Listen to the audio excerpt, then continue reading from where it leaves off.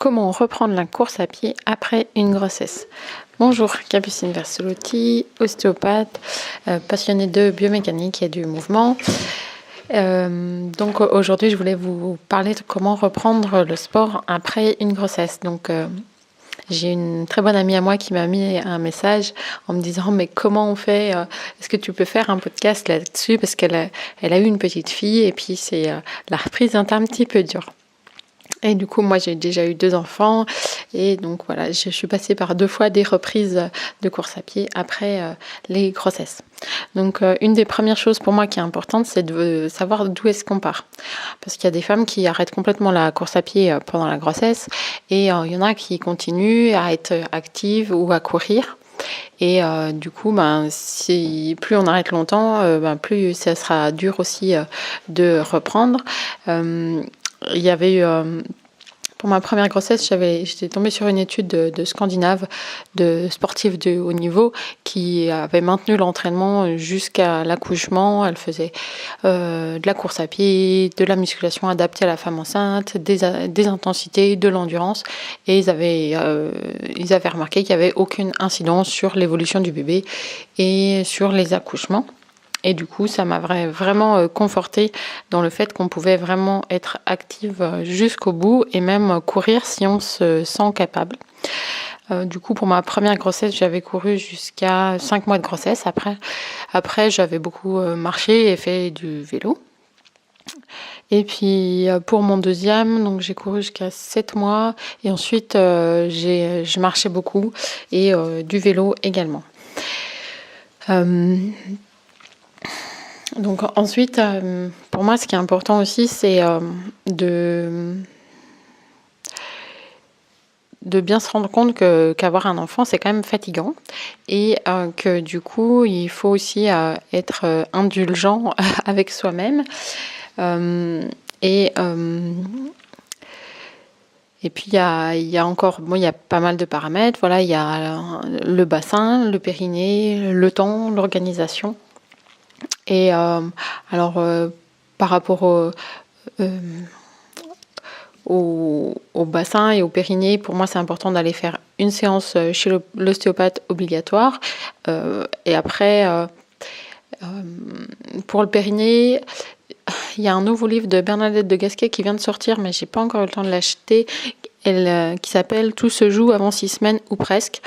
Donc je pense que je l'achèterai, mais parce que c'est vrai que souvent on conseille d'attendre 6 semaines avant de commencer la rééducation du périnée. Bon, moi je trouve ça un peu aberrant parce que de toute façon on porte son bébé, on porte le cosy qui pèse 1 tonne, donc le périnée de toute façon il est déjà mis en tension tout de suite. Donc pourquoi ne pas le travailler tout de suite en fait? Pourquoi attendre? Je n'ai jamais trop compris. Donc j'espère que je trouverai la réponse dans son livre. Et puis je pourrai vous en reparler. Ensuite, si vous allaitez, ce qui est important aussi pour moi à savoir, c'est que l'allaitement, c'est à peu près 500 calories par jour de demande énergétique. Et sur une femme, c'est à peu près 200 calories qu'elle consomme par jour. Donc, c'est à peu près 1/4 de vos apports journaliers. Donc, c'est vraiment important de manger plus et de manger suffisamment. Et le bébé, il va vous prendre toutes vos vitamines, vos minéraux, et c'est vous qui allez carencer en premier.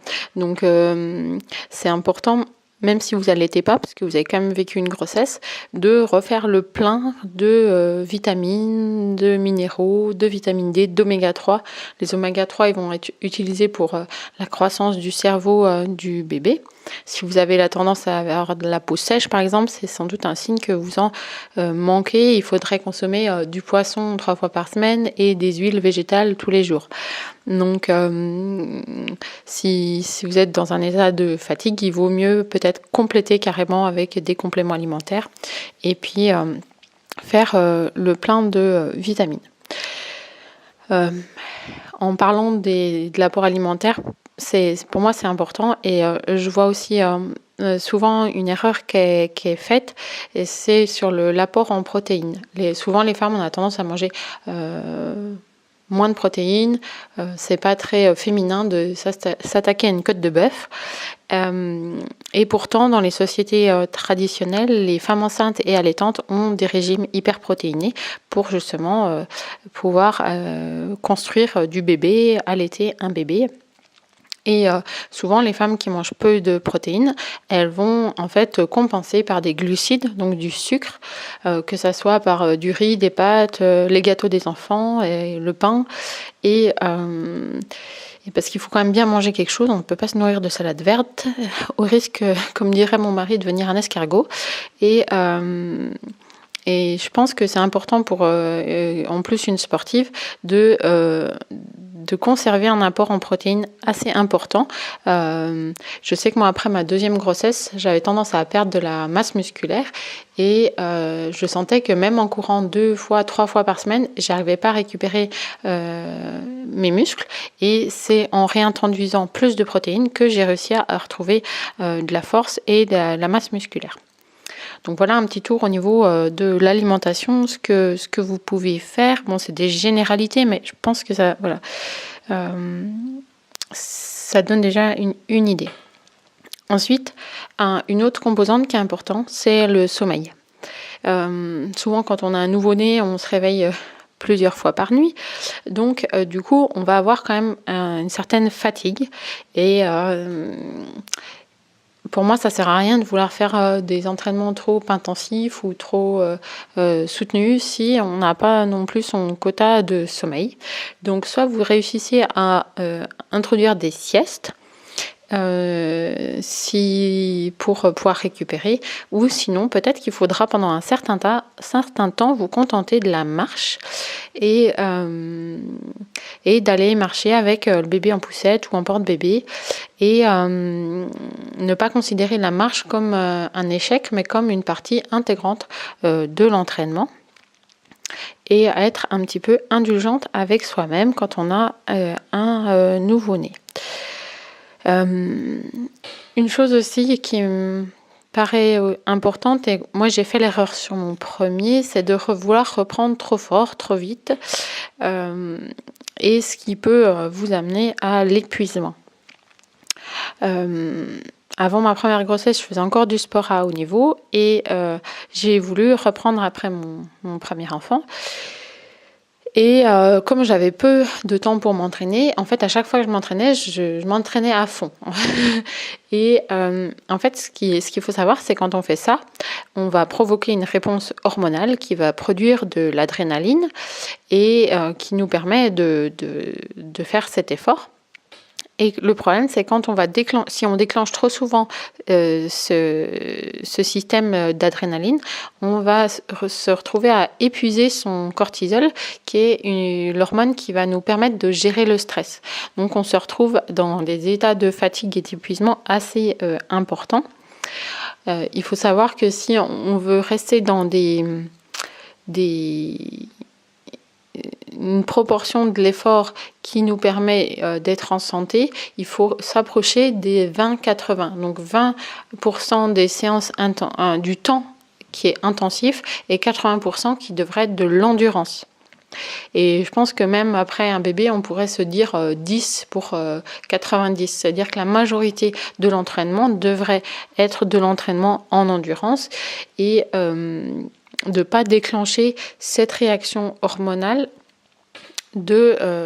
avec l'adrénaline qui va venir taper dans nos réserves de cortisol, puisque la grossesse, la fatigue, le manque de sommeil, tout ça va déjà venir taper dans ces réserves de cortisol. Donc ça sert à rien d'en rajouter avec des efforts intensifs. Donc pour être sûr de rester sur de l'endurance et pas déclencher ces systèmes d'adrénaline, il y a un calcul qui est possible, c'est 180 moins l'âge, donc c'est assez bas. Ensuite, on doit pouvoir parler tout le temps en fait, et on doit pouvoir respirer par le nez. Et si on commence à plus pouvoir parler ou à faire une phrase et puis laisser la parole à l'autre personne et puis c'est qu'on va trop vite. Et donc peut-être qu'au départ ça va vous obliger en fait à marcher par exemple dans les côtes pour éviter de déclencher cette sécrétion d'adrénaline. le médecin qui a travaillé sur ce calcul-là, lui, il donne 180 moins l'âge, sauf par exemple si on a eu une blessure, auquel cas il faudrait retirer 10 pulsations. Et je pense qu'on pourrait considérer la grossesse comme une modification de la physiologie et on pourrait repartir aussi avec 10 pulsations de moins. Voilà un petit tour de ce que je pourrais dire pour reprendre après une grossesse. Et il vaut mieux pour moi faire des petites choses plutôt que de vouloir retravailler cette endurance avant de pouvoir refaire des entraînements plus importants. Et puis, il y a tout un côté aussi organisation. Moi, j'ai plein de copines qui ont repris le sport à haut niveau après des enfants. Mais derrière, il y avait la grand-mère qui s'occupait des enfants ou elle ne reprenait pas à travailler. Donc, c'est vrai que de vouloir reprendre et la course à pied et le travail et 2 enfants, c'est peut-être des fois un peu ambitieux. Mais voilà, c'est possible. Il faut juste aussi s'organiser. Vous pouvez retrouver donc sur mon site une formation aussi qui va vous permettre de comprendre toute la physiologie de l'effort, justement comment vous allez pouvoir identifier que vous êtes bien en endurance, comment modifier votre foulée pour moins vous blesser, les différentes phases d'entraînement pour reprendre et ne pas vous blesser. Voilà, vous pouvez retrouver toutes les informations sur le site. À très bientôt pour un autre podcast.